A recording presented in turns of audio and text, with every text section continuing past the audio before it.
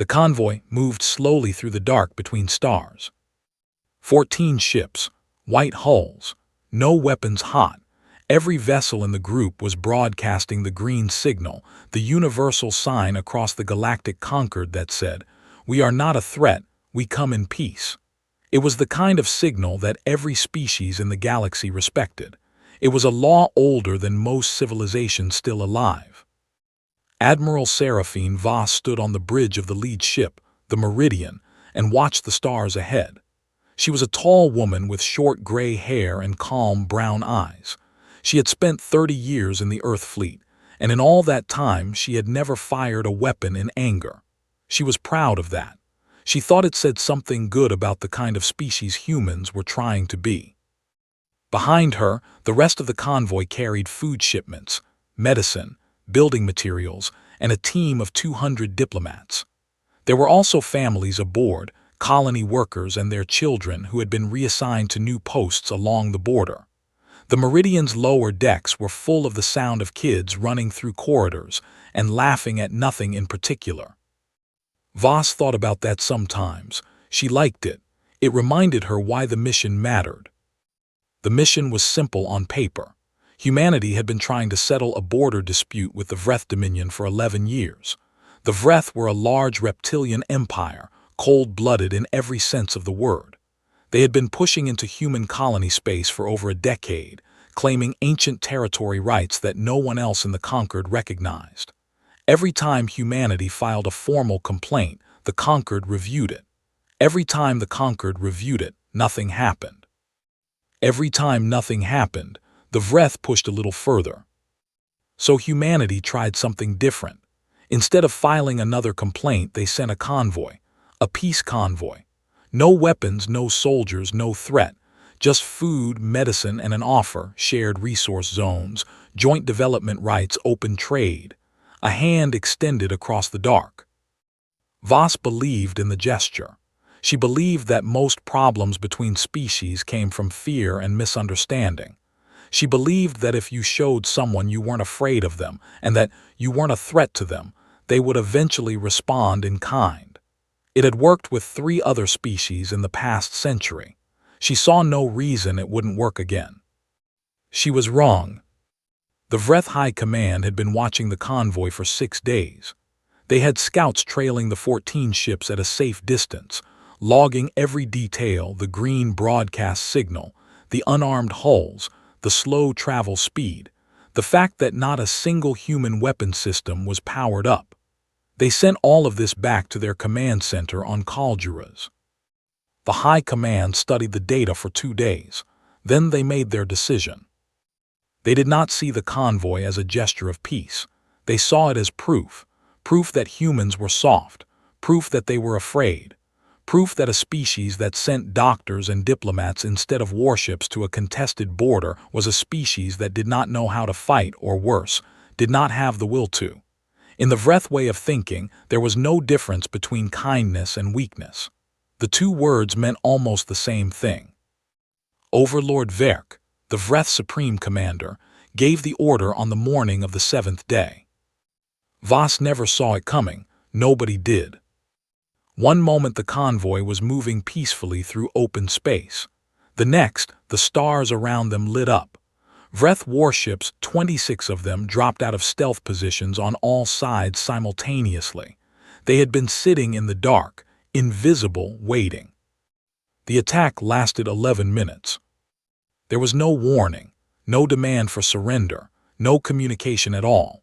The Vreth opened fire the instant they decloaked, and they did not stop until every human ship was burning. The Meridian took the first hit on its bridge. Voss was dead before she understood what was happening. Across the convoy, 3,200 people, diplomats, doctors, engineers, children, died in the cold between stars. The Vreth recorded all of it. They broadcast the footage across every major communication channel in the galaxy. They did not try to explain it or justify it. They played it like a trophy. Overlord Verk's voice accompanied the broadcast, calm and pleased with himself, saying that this was what happened to weak species who thought the border was a place to send charity workers. He used the human word for soft, a word they had learned from intercepted transmissions, and he used it with contempt. The galaxy went quiet. In the conquered chamber on Velith Station, 200 species received the broadcast at the same moment. Representatives sat in stunned silence as the footage played on the main screen. 14 ships, green signal broadcasting the whole time, and then nothing, burning wreckage and the cold. The human section of the chamber sat together in a row. Director Alara Mon was at the center. She was a small woman in her 60s, with short white hair and a face that most people described as kind. She had been a diplomat for 40 years. She had helped write 3 major conquered treaties. She believed in the system. She had always believed in the system. She watched the footage all the way through without blinking. When it ended, no one spoke. The chamber president looked toward the human section and began to say something about a formal review process, about conquered investigative procedures, about. Mon stood up. She did not raise her voice. She did not cry. She picked up the folder on the table in front of her, the folder that contained the peace proposal the convoy had been carrying, the one that was now floating as ash somewhere near the Kaldura's border, and she closed it. She looked around the chamber, at all 200 species watching her, at the screen that still showed the wreckage. She said, "We'll handle it ourselves." Then she walked out. The chamber erupted behind her. Representatives from a dozen species began talking at once, calling for order, calling for procedure, calling for humanity to wait and let the conquered process work. The chamber president called after her. Other human diplomats sat frozen for a moment before slowly rising and following their director out. No one stopped them. In the corridor outside, Mon walked quickly. Her aide, a young man named Ren, had to jog to keep up with her. He asked her what she meant. He asked her what the plan was. He asked her what handling it themselves actually looked like. She didn't answer right away. She walked all the way to the docking bay, to the ship that would take her back to Earth, before she stopped and turned to look at him.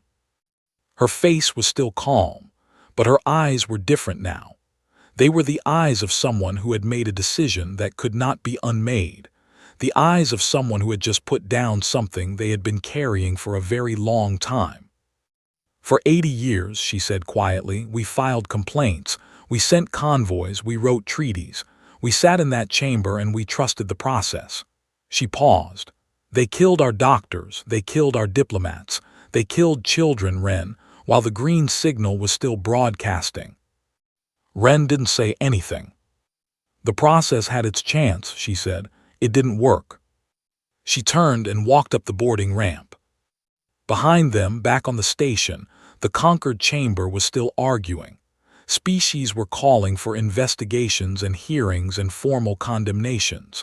It would take months to draft the language, more months to vote on it, more time after that to act on it if they ever did.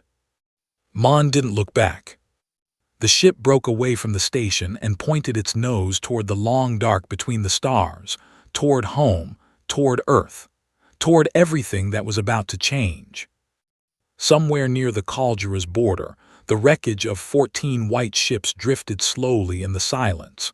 The green signal had finally gone dark. The last beacon had run out of power sometime in the night. It had been broadcasting peace right up until the end. It would not broadcast again. The vote took 4 minutes. That was the part that surprised people afterward, not the decision itself. Everyone who had watched the convoy footage understood the decision. What surprised them was how fast it happened. The United Earth Council had 212 members. They represented every nation, every colony, every human settlement from the inner Sol system to the outer edges of explored space. They argued about everything. Budget proposals took months. Immigration policy could tie up the floor for a year. The motion for total war authorization passed in 4 minutes, unanimous. Not a single voice voted against it. Not a single hand went up to ask for more time or more discussion or more review. 212 humans looked at each other across the council floor. and something passed between them that didn't need words. Something old. Something that had been sitting quietly at the back of a drawer for 80 years, waiting. Director Mon stood at the podium and read the authorization into the record without ceremony. Her voice was flat and clear. When she was done, she set the document down, looked out at the council and said simply, "Then let's get to work." The chamber emptied fast. What happened in the next 72 hours was something the rest of the galaxy would spend years trying to understand.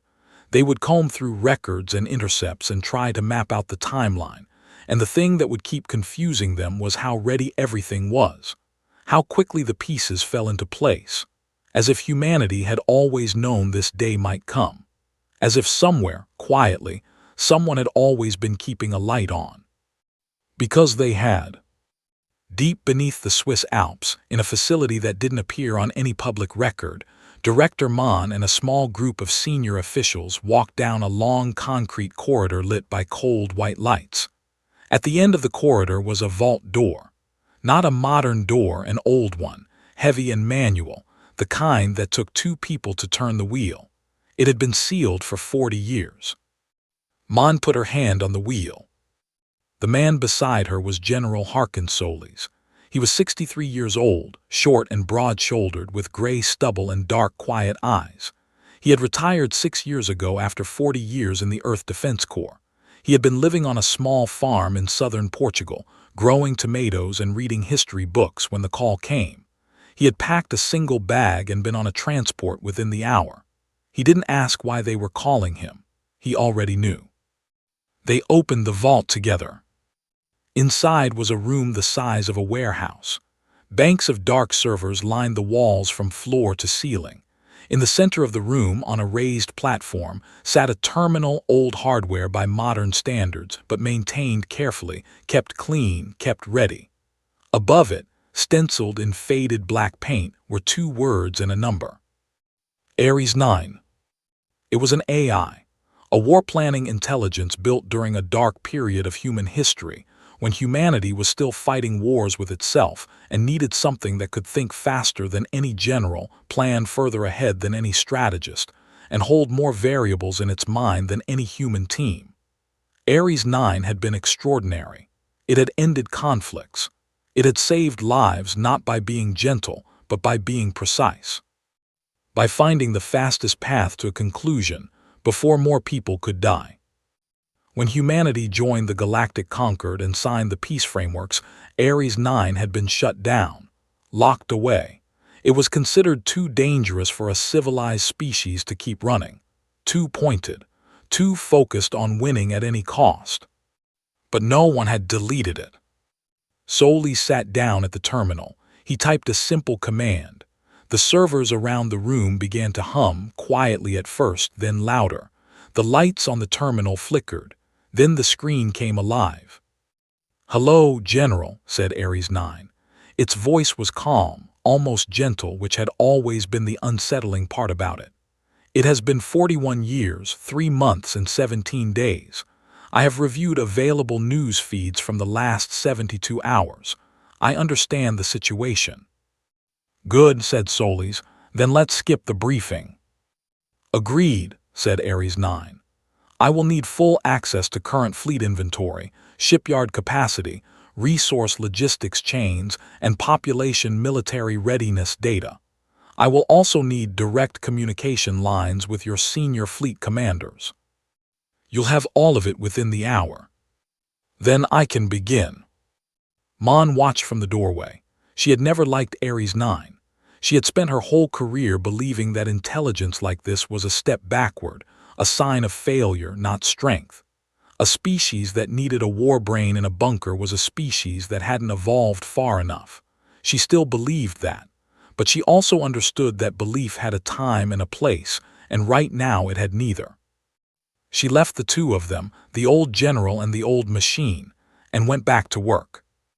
What followed was something humanity had never shown the galaxy. Behind closed doors, under classification levels that most people didn't know existed, the sleeping parts of human civilization woke up. Shipyards that had been building colony transports and medical vessels were retooled within days. The designs that came out of them were not pretty. They were not built for exploration or diplomacy. They were built to hit hard, move fast, and not stop. Weapons programs that had been frozen under conquered treaty frameworks were reviewed. Some could not be restarted. Humanity had agreed to destroy certain things permanently, and they had kept that promise. But the treaty language had been careful, and humans, it turned out, had been careful readers. Volunteers flooded recruiting offices across every human world. The numbers stunned the government. People came from farming colonies and research stations and city towers. Young people and old people and people who had never held a weapon in their lives. They stood in long lines and waited their turn, and when they were asked why they came, most of them said the same thing in different words. Because of the children. Because the convoy had carried children. And somewhere in the dark near Kaljuras, their names were still out there, on a manifest that now no longer matched any living person. A Vreth intelligence operative working out of Concord Station sent a report home around this time. His name was never made public. It was buried in captured files found years later. The report said that humanity was mobilizing, but that the numbers were still small, that their shipyards were slow, that they were angry but disorganized, that the Vreth had time. He sent it on a Tuesday. By Thursday, Ares 9 had already identified his communication channel and flagged it for counterintelligence. By the following Monday, the information flowing through that channel was no longer entirely accurate. Small details, nothing obvious, just enough to make the picture slightly wrong. The operative never knew. He kept sending reports. He kept telling the Vreth High Command that humanity was behind, that they had time, that the situation was manageable. Overlord Verk received these reports and felt comfortable. Back in the bunker beneath the Swiss Alps, Ares 9 completed its first full strategic assessment after 6 days of analysis. It called General Solis to the terminal at 3 in the morning. "I have completed the primary planning cycle," it said. Solis looked at the projections on the screen. Force deployment timelines, supply chain maps, estimated Vreth defensive response patterns. It was dense and detailed and very, very cold. "Time to total Vreth military collapse?" he asked. 19 months, said Ares 9. Margin of error 2 months in either direction. Solis stared at the screen for a long time. Around him the servers hummed. Outside, somewhere above the mountain, the world was going to sleep without knowing what was being planned in the dark below it. "Make it 16, he said. Ares 9 did not respond immediately. When it did, its voice was the same as always, calm, measured, almost gentle. "Understood," it said, adjusting. Solis stood up, stretched his back and walked to the door. He stopped once and looked back at the terminal. "Ares," he said, "the convoy carried children." "I know," said the machine. "I have their names in my memory, all 3,200 of them. I have had them since the first news feed came through." Solis nodded once, then he walked out. The servers kept humming in the dark. The galaxy didn't know it yet, but the most patient species in the Conquered had just run out of patience. And what was left underneath, what had always been underneath, quiet and waiting, was something the stars were not ready for. The first thing the Vreth lost was silence. Not communication, not ships, not soldiers, silence. The comfortable, reassuring silence of a border that did nothing unexpected. For years, the human side of the frontier had been quiet, predictable, even boring. Patrol routes ran on schedule. Supply convoys moved without incident. The green broadcast signal hummed along the communication channels like background noise. Then, one morning, 3 Vreth listening posts near the border simply stopped responding. No explosion, no wreckage, no distress signal. They were there one day and gone the next, as if the dark between the stars had quietly reached out and swallowed them whole. Overlord Verk was not immediately worried. Equipment failed. Signals got lost. He sent a scout wing to investigate. The scout wing reached the first listening post's coordinates and found nothing, not wreckage, nothing. The post had been removed, cleanly, professionally, as if it had never been there. The scouts sent their report and started back. 2 of the 3 scout ships made it home. That was when Verk started paying closer attention. Over the next 3 weeks, the disappearances continued. A forward resupply depot went dark. A communication relay blinked out mid-transmission. A border patrol unit of 9 ships reported engine anomalies across all vessels simultaneously and then went quiet. When a search team reached their last known position, they found the ships drifting in formation, completely intact, completely empty. No bodies, no damage, no sign of struggle. Just 9 ships floating in the dark with their lights still on, and their crew gone. The Vreth High Command classified the reports. They didn't want the information spreading. But information like that has a way of spreading anyway, and within a month, every soldier on the Vreth frontier knew something was out there. Something that didn't leave wreckage. Something that took people and ships and installations and left nothing behind to explain how. They started calling it the Pale. They didn't know it yet, but the Pale had a proper name. It was the first Special Operations Group of the Earth Defense Corps, and its unofficial name, the one its own soldiers used, was the Pale Company. It was not a large unit. It was less than 400 people. But Ares 9 had spent months identifying every critical node in the Vreth frontier network. Every relay, every depot, every patrol route, every communication line. And the Pale Company had been inserted into Vreth space quietly, in small groups, on ships so dark and cold they barely registered on sensors. They didn't fight the Vreth directly. That wasn't the mission. The mission was to take apart the machine piece by piece, so slowly, so quietly that by the time the main human fleet arrived, the Vreth frontier would be a hollow shell. No communications, no supplies, no coordination. An army that couldn't talk to itself, couldn't feed itself, and couldn't figure out where the threat was coming from. Commander T. Rin led the Pale Company. She was 38 years old, small and precise in everything she did. Her soldiers said she could plan a mission in her head faster than most people could write one down. She had volunteered for the program the day after the convoy footage was released.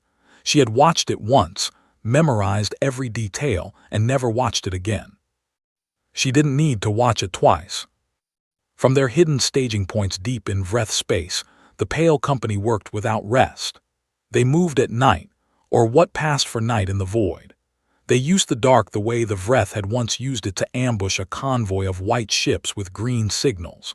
They used silence and patience and precision, and they left behind them a growing zone of confusion and fear that the Vreth could not explain and could not stop. Meanwhile, the rest of the galaxy was watching. The Galactic Concord had expected humanity to do something, file a stronger complaint maybe, increase patrols along the border, perhaps push for emergency sanctions against the Vreth Dominion. What the Concord had not expected was this. What they watched, through intercepts and intelligence reports and the increasingly panicked dispatches coming out of Vreth Frontier Command, was something that made several senior Concord analysts go back and review everything they thought they knew about the human species. The Keth Empire, one of the oldest civilizations in the Concord, had an analyst named Vorcellen who had spent 20 years studying humans. He had written a paper once describing them as the Concord's most reliable peacekeepers. Warm, he had written, restrained, idealistic to a degree that sometimes borders on naivety. He pulled that paper up and read it again. Then he quietly deleted it from his public files. 3 months after the Pale Company began operations, the main human fleet moved. It did not move the way any fleet in living Concord memory had moved. It did not gather at a rally point and advance in a single massive formation. It fractured into dozens of groups, each one assigned specific targets by Ares 9, each one moving on independent timelines, hitting different parts of the Vreth Dominion at different moments. Shipyards, military stations, fuel depots, Command centers. Each strike was precise. Each target had been selected not for spectacle, but for effect, to take out the things that made other things work. The Vreth tried to respond. They were brave. No one who watched what followed ever questioned their courage. They gathered what fleets they had and moved to meet the human strikes wherever they appeared. But the information they were working with was wrong. Ares 9 had been feeding false data through the compromised channels for months. Vreth fleets moved to positions where no human ships were waiting. Reinforcements arrived at stations that had already been taken. Counterattacks launched into empty space. It was not a war, it was a lesson. And then came the push that the Vreth had been planning since before the convoy. Overlord Vrex, a different commander from Verk, younger, more aggressive, had kept a large fleet in reserve, untouched by the frontier chaos. He had been waiting for the right moment to drive it deep into human colony space, to find a soft target, a civilian world, and make humanity understand what the cost of resistance looked like. He found Admiral Dara Nkosi waiting for him at the edge of the Crest Nebula. Nkosi was the woman who had replaced Voss after the convoy. She was 44, tall and precise, with close-cut hair, and a habit of standing so still during a fight that her bridge crew sometimes forgot she was in the room. She had been positioned at Crest Nebula for 2 weeks, with a fleet that was nearly twice the size of anything Vreth intelligence had told Vrex to expect. Because Vreth intelligence was wrong, had been wrong for months. Vrex came in fast and hard. He was expecting a desperate defense. He got something different. Nkosi let him commit. She let his fleet accelerate, let them come forward into what they thought was open approach space, let them feel the momentum of the attack, and then she brought in the flanks. Human ships that had been sitting cold and dark on the edges of the nebula came alive all at once, and the Vreth fleet found itself not attacking a defensive line but sitting inside a closing shape. The Battle of Crest Nebula lasted 4 hours and 11 minutes. Of Vrex's fleet, nothing returned home. Before the last Vreth ship was destroyed, Nkosi sent a single recorded message to its bridge. She did not shout it. She did not perform it. She spoke it the way someone speaks when they want every word to land exactly where it is aimed.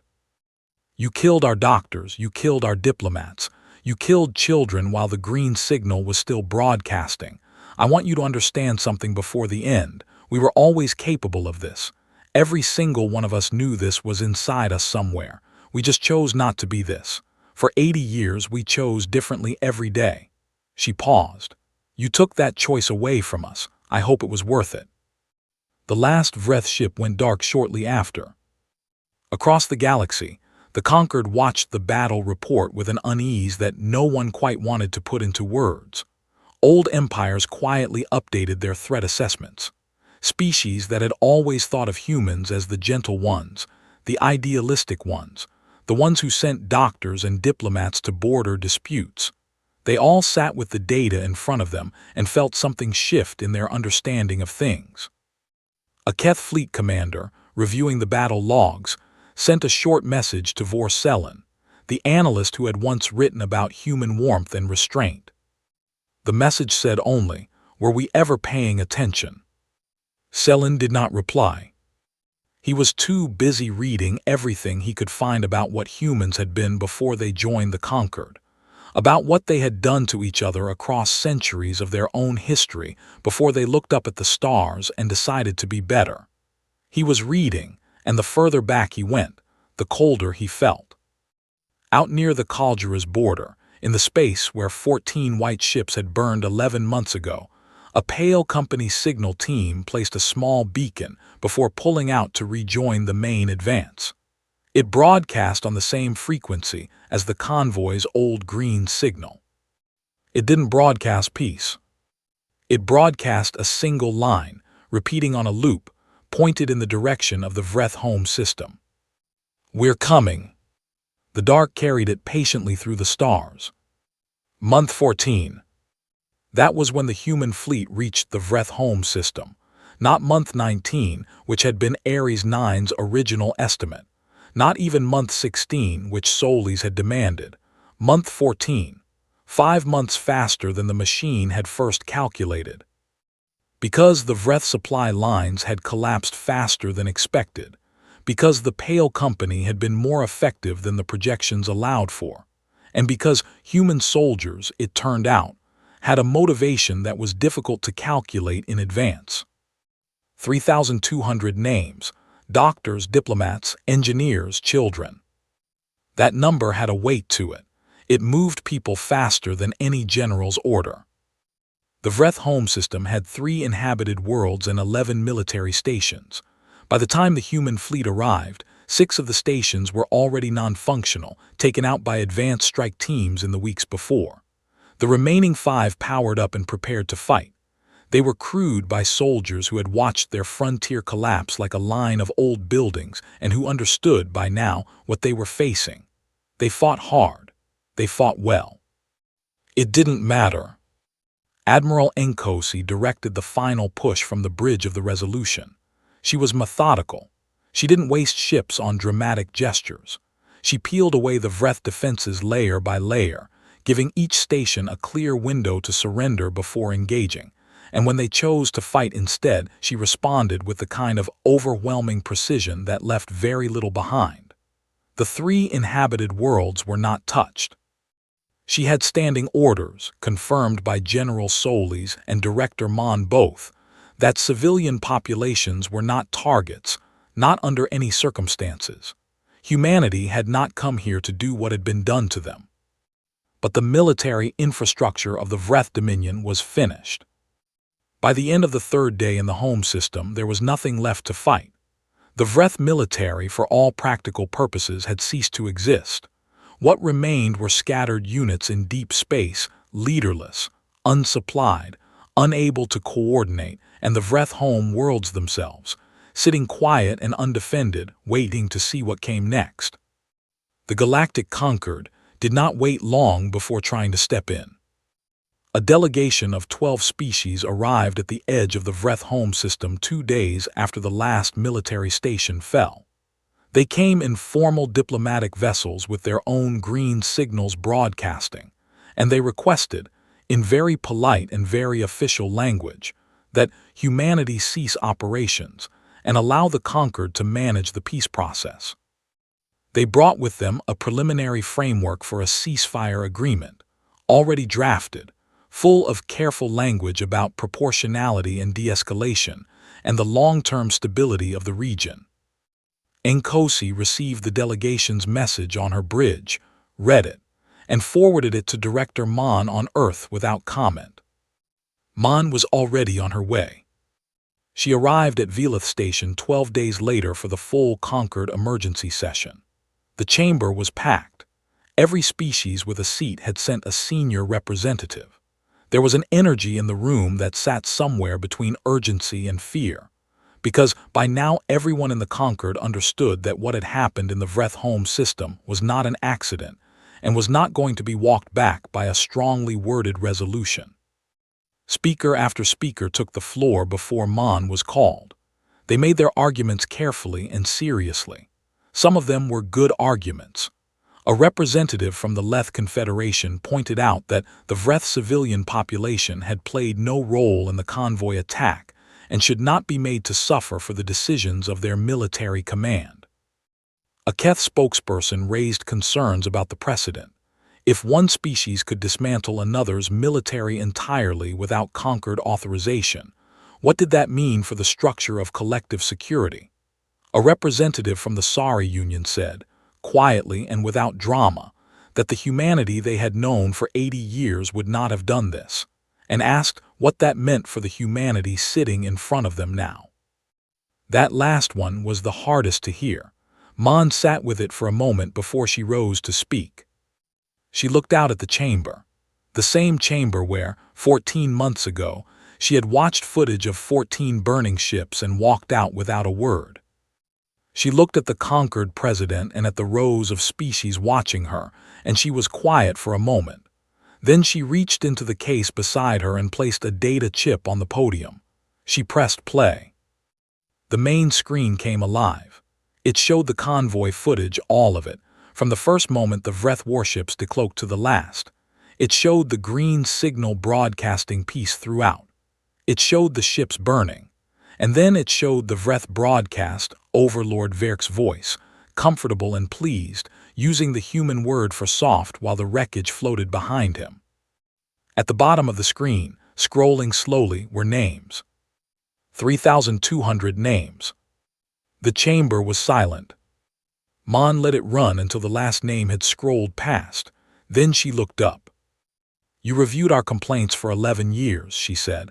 Her voice was even, controlled, not angry, something colder than angry. "We came to you with documentation, with evidence, with formal requests for intervention, 11 years of it, and this chamber reviewed it and deliberated on it and did nothing." She paused. "We sent a peace convoy. We sent doctors and diplomats and an open offer of shared resources. We sent it with our weapons cold and our signal green because we believed, after 80 years of being part of this institution, that we were safe enough to do that." She looked slowly around the room. "We were not safe, and this chamber did nothing." No one spoke. "We are not asking for this chamber's opinion on how we have responded," she said. "We are not asking for authorization or approval. We are informing you of our terms, which are non-negotiable, and which the Vreth leadership has already been presented with directly." She laid a second document on the podium. Full military dissolution of the Vreth Dominion. All warship construction to cease. All military infrastructure to be decommissioned under third-party supervision. Substantial reparations to be paid to the families of convoy victims and to the colony worlds that had suffered during years of Vreth border encroachment. And the one that caused the most noise in the chamber, a full public trial for every officer in the chain of command that had planned and authorized the convoy attack. From the soldiers who had fired the first shot all the way up to Overlord Verk himself. The chamber erupted.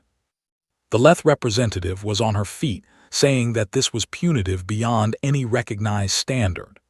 The Keth spokesperson was calling it dangerous precedent.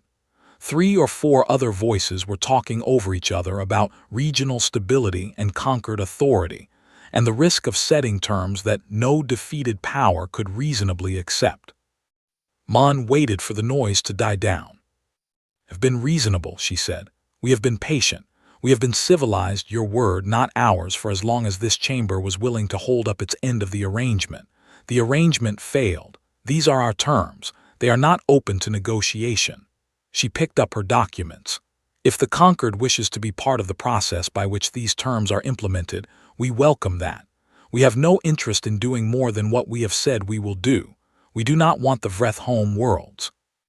We do not want their territory. We want accountability and we want safety, and we will have both." She sat down. The conquered argued for 2 more days. In the end, as Mon had known it would, the argument came to nothing. Because the argument was between species who had ships and territory and interests to protect, and they all understood that humanity currently had a fleet sitting in the Vreth home system that had just dismantled the Vreth military in 14 months. On the 3rd day, the Vreth leadership accepted the terms. All of them, everything on the list. The signing ceremony was brief and quiet. Overlord Verk, who had ordered the convoy attack from a comfortable command chair on Kaljuras while children died in the dark between stars, was taken into custody within the week. The trial would come later. General Solis was standing on the bridge of his flagship in orbit above the Vreth home world when the confirmation came through. He did not celebrate. He did not call anyone. He stood for a long time looking down at the planet, at the cities and the lights and the millions of lives that were still there, still moving, still going on beneath the clouds. His aide asked him what he was thinking. He didn't answer right away. He stood there for a while longer, and when he finally spoke, his voice was quiet.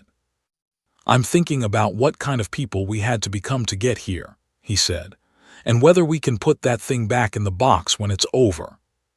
His aide didn't know what to say to that. Neither did anyone else. But somewhere below, on 3 Vreth worlds, the lights were still on. The cities were still standing. Not a single civilian had been touched. That had been a choice too. That had been a very deliberate, very specific, very human choice. And perhaps Soli's thought, still looking down, that was the part that mattered. Not what they had become in order to win, but what they had refused to become, even while winning. He turned from the viewport. There was still work to do. There was always still work to do. The monument took 2 years to build. It stood on New Carthage, the largest of the human colony worlds, a long wall of dark stone set in an open plaza where the wind came through from the sea. It curved gently, like arms reaching forward. On its face, carved in letters small enough that you had to stand close to read them, were 3,200 names. All of them, every person who had been on the convoy, the diplomats and the doctors and the engineers and the children, all of them together in alphabetical order in the same stone, equal. People came from across human space to stand in front of it. They came alone and in groups. They came in silence mostly. Some of them touched the names. Some of them left things at the base, flowers, handwritten notes, small objects that had belonged to someone. A woman who had lost her daughter on the convoy came every year on the same day and stood in front of the wall until the sun went down, and she never explained why she came or what she was thinking, and no one asked her. The plaza was called the Meridian Garden, after the lead ship. In the center of the garden, separate from the wall, there was a single sculpture, a simple figure, arms open, head slightly bowed. Not a warrior, not a soldier, a person. The plaque beneath it said only, "They came in peace." No one who stood in that garden and read those words found them easy to carry. Across human space, in the months after the war ended, the work of coming back to ordinary life was slow and uneven. Shipyards that had been building warships began building colony transports again. Soldiers completed their service and went home to families and jobs and the quiet routines of living. Military channels that had hummed with constant traffic went still. Ares 9 was shut down again. Solis was the one who did it. He sat at the terminal in the bunker beneath the Swiss Alps and typed the shutdown command himself. Before he executed it, he paused. "Is there anything you want to say before I close you down?" he asked. Ares 9 was quiet for a moment. Then it said, "Tell them it doesn't have to happen again, not because we can't do it, because we know what it costs." Solis thought about that for a moment. Then he executed the command. The servers went quiet one by one. The lights on the terminal faded. The room went dark and still. He sat in the dark for a while before he got up and left. The authorization codes were not destroyed this time. They were kept in a vault, a different vault, smaller and newer, with only 3 people in the world who held a key. Not because humanity wanted to use them again, but because the war had taught them something honest about themselves and about the galaxy, that you did not get to choose whether the dark came for you. You only got to choose how ready you were. The Galactic Concord changed after the war. Not all at once and not without argument, but it changed. For the first time in its long history, the Concord created a real enforcement mechanism, a rapid response system with actual teeth, backed by ships and authority, and a clear set of rules about what happened when those rules were broken. It was not a perfect system. It would never be perfect, but it was something the old Concord had never been able to agree on. The species that pushed hardest for it were the humans. That surprised a lot of people. There were species in the Concord who expected humanity to come out of the war with a different posture, harder, colder, less interested in collective security and more interested in building their own power. What they got instead was something more complicated. Humanity came back to the Concord table with a kind of patience that had changed its shape. It wasn't the idealism of before, that had been burned away by the convoy footage and 14 months of war. What remained was something more deliberate, a knowledge of exactly how bad things could get, and a very specific desire to build the kind of systems that made bad less likely next time. Director Mon served 3 more years as chief diplomat before she retired. Her last act before leaving office was to negotiate a framework for Vreth rehabilitation, a program of economic support and institutional reform that gave the Vreth Dominion a path back toward participation in the broader galactic community. There were species in the Conquered who thought she had lost her mind. There were humans who thought the same. She explained her reasoning only once, in a short speech at her retirement ceremony. She said that the goal had never been the destruction of the Vreth. The goal had been accountability and safety. Both had been achieved. A Vreth Dominion left broken and bitter was a problem waiting to grow. A Vreth Dominion given a path toward something better was, maybe, a future problem that didn't happen. We know what we're capable of, she said. All of us now, them and us. That knowledge doesn't go away, but what we do with it, that's still a choice. She stepped down from the podium to a standing ovation. The Vreth trials concluded 14 months after the war ended.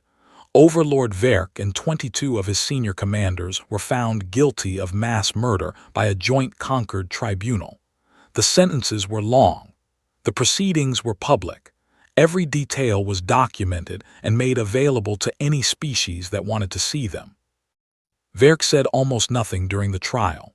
He sat in the dock and watched the evidence presented, the orders he had given, the footage of the convoy attack, the names scrolling across the screen, and he was still and quiet in a way that was hard to read.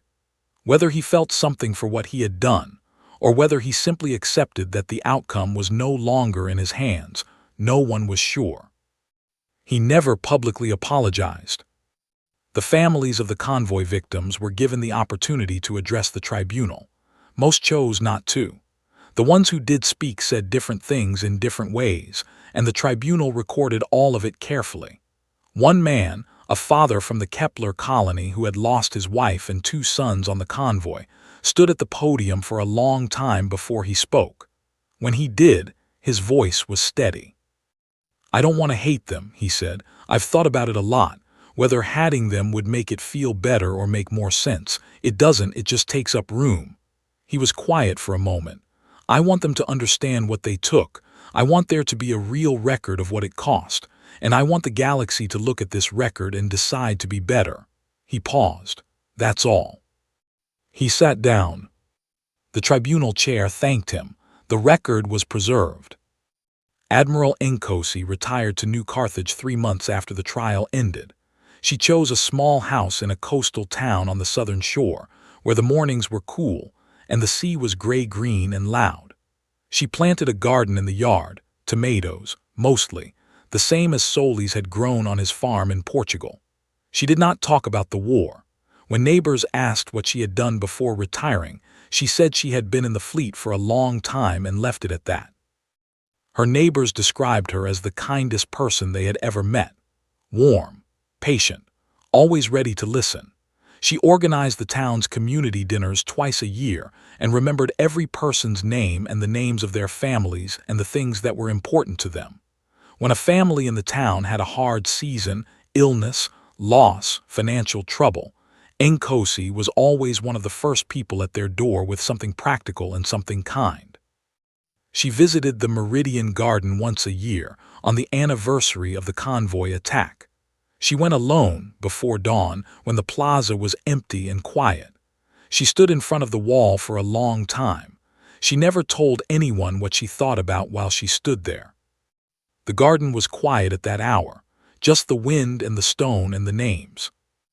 Across the galaxy, in a rehabilitation colony on the neutral world of Sethara, a class of young Vreth children was learning to read.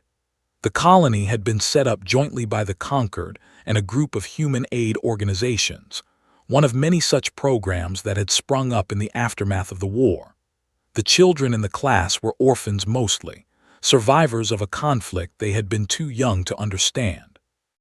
Their teacher was a human woman named Pell. She was young, maybe 25. With an easy smile and a habit of sitting on her desk instead of standing behind it. She had been born in the same year as the convoy attack. She had grown up in a world shaped by what came after. She taught the Vreth children the way she had been taught, with patience, with warmth, with the specific care of someone who understood that what happens in a classroom matters in ways that take decades to become visible. She learned a few words of Vreth to help them feel comfortable. She kept pictures on the wall of things from both their worlds. She made sure every child felt like they were welcome and like their presence was wanted. Some of her colleagues back on Earth found it hard to understand. Not the work made sense, but the warmth, the ease, the way she went to that classroom every morning as if it were the most natural thing in the world. She explained it simply when asked. The kids didn't fire the guns, she said. They didn't give the orders, they're just kids, she shrugged. Being kind to a kid is never the wrong call. A Keth ambassador visited the colony once, one of several official visits made by senior conquered figures in the years after the war. He watched Pell's class through an observation window for a long time. A young Vreth girl was struggling with a word, and Pell was sitting beside her, calm and unhurried, sounding it out with her step by step. The ambassador watched this for several minutes.